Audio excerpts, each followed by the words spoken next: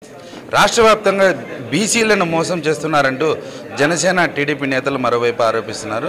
అనంతపురం జిల్లా వ్యాప్తంగానే కాకుండా రాష్ట్ర వ్యాప్తంగా బీసీలందరూ మా వెంటే ఉన్నారని, వైసీపీ వెంటే ఉంటూ వైసీపీ కార్యకర్తల్లా నాయకుల్లా ఉంటారని చెప్పి సీఎం జగన్ వచ్చిన తర్వాతే బీసీలకు న్యాయం జరిగిందని చెప్పి తెలియజేస్తున్నారు. అనంతపురం నగరానికి చెందిన సీనియర్ బీసీ నాయకుడు వైఎస్ఆర్సీపీ నేత రమేష్ గౌడ్ గారు. ఆయన అడిగి మరిన్ని వివరాలు తెలుసుకుందాం.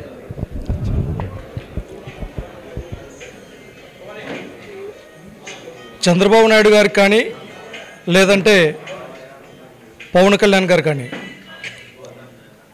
ఈ రాష్ట్రంలో ఉన్నటువంటి వాస్తవ పరిస్థితులపైన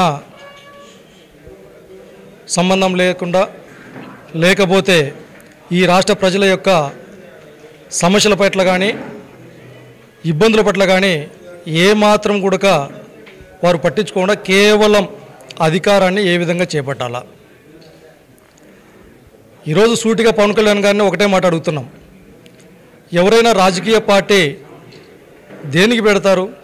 తన పార్టీ అధికారంలోకి రావడానికి శక్తి వంచన లేకుండా కృషి చేయటం, అధికారాన్ని చేపట్టేటటువంటి విధానాలపైన రూపొందించుకుంటాం. ఎంతకాలం పార్టీ పెట్టినప్పటి నుంచి కూడా చంద్రబాబు నాయుడు గారు ఏమేం చెప్తున్నాడు, చంద్రబాబు నాయుడు గారిని ఏ విధంగా అధికారంలో చేపట్టాలా, చంద్రబాబు నాయుడు గారు చెప్పిన పని చేయటం, చంద్రబాబు నాయుడు గారిని ఆ సీట్లో కూర్చోబెట్టాడు. అదే ధైర్యంగా పనిచేస్తున్నటువంటి పార్టీ జనసేన పార్టీ.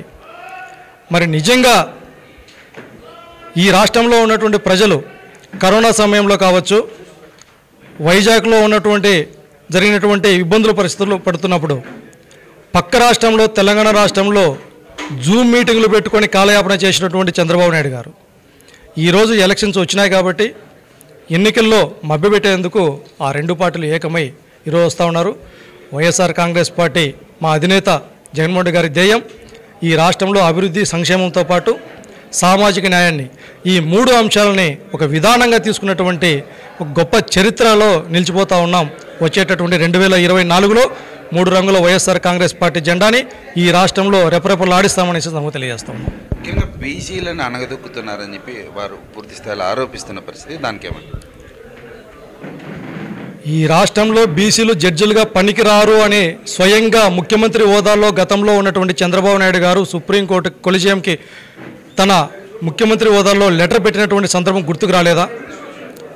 అదేవిధంగా మత్స్యకారులు తమకు సంబంధించినటువంటి సమస్యల పట్ల సానుకూలంగా స్పందించమని చెప్పి అడిగితే వాళ్ళని బెదిరించే ధోరణిలో, అదే సందర్భంలో నాయి బ్రాహ్మణులు కావచ్చు, ప్రతి ఒక్క కులాన్ని కించపరిచేటట్టు చేసినటువంటి చరిత్ర చంద్రబాబు నాయుడు గారిది.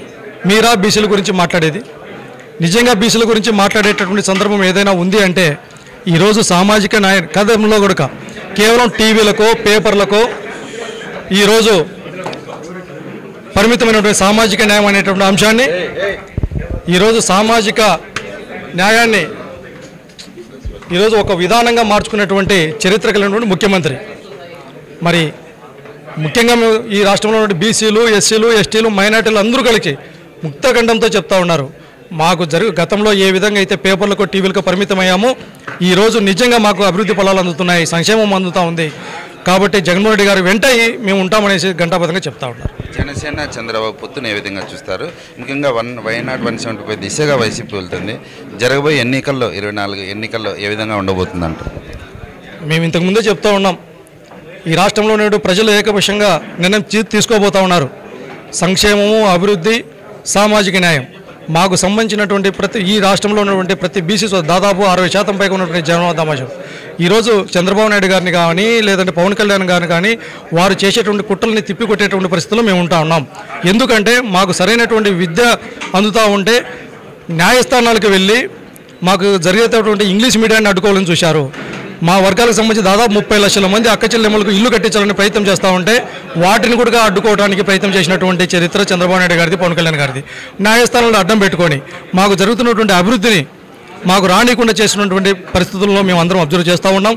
అందుకే ఈ రాష్ట్రంలో ఎప్పుడు ఎల్లప్పుడూ జగన్మోహన్ రెడ్డి గారు మాత్రమే ముఖ్యమంత్రిగా ఉంటారని సందర్భంగా రాబోయే 2024 ఎన్నికల్లో బీసీ వాళ్ళు ఎన్నడూ ప్రతిపక్షాలు ఎన్ని మాటలు మాట్లాడినా టీడీపీ, జనసేన ఏకమైనా కూడా బీసీ వర్గాలన్నీ కూడా సీఎం జగన్ వెంటే ఉంటారని చెప్పి తెలియజేస్తున్నారు. వైసీపీ కార్యకర్తలతో పాటు బలహీన వర్గాలకు బీసీ కార్యకర్తలకు ఎల్లప్పుడూ సహాయ సహకారాలు అందిస్తున్న సీఎం జగన్ వెంట తాము ఉంటామని, ఖచ్చితంగా 2024 ఎన్నికల్లో సీఎం జగన్ ఆధ్వర్యంలో ఖచ్చితంగా దూసుకెళ్తామని 175 సీట్లు సాధిస్తామని చెప్పి తెలియజేసిన పరిస్థితి చూస్తూనే ఉండండి. అనంతపురం నుంచి కెమెరామెన్ రాఘవేంద్రతో హిట్ టీవీ హనుమంతు, అనంతపురం.